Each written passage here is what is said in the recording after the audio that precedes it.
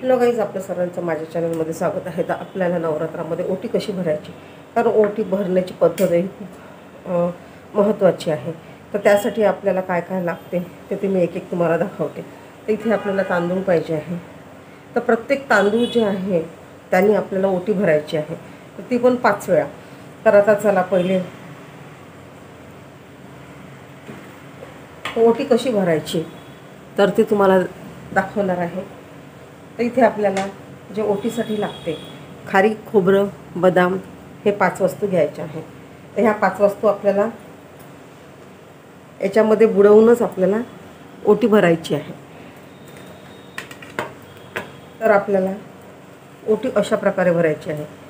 एक वेळा देवीचं नामस्मरण करायचं आहे.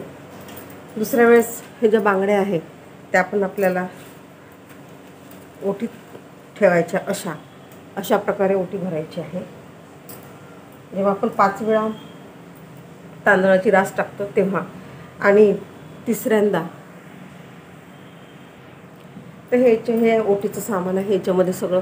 तर हे पण आपल्याला अशा प्रकारे घ्यायची आहे ओटी, बघू शकता तुम्ही.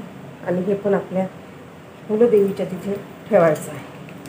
आणि नारळ, तर हे नारळसुद्धा आपल्याला ओटीतच ठेवायचं आहे अशा प्रकारे.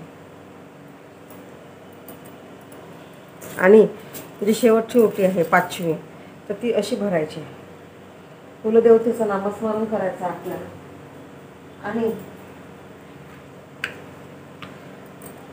आणि यामध्ये आता तर आपल्याला इथे केळं, फळ आणि पैसे तर असं ठेवायचं आहे. आणि आता याला सगळ्यांना आपल्याला हळदी कुंकू लावायचं आहे. तर तुम्ही साडीसुद्धा ठेवू शकता, साडी पण ठेवायची आपल्याला. तर इथे आता सगळ्यांना हळदी कुंकू लावून घ्यायचं आहे.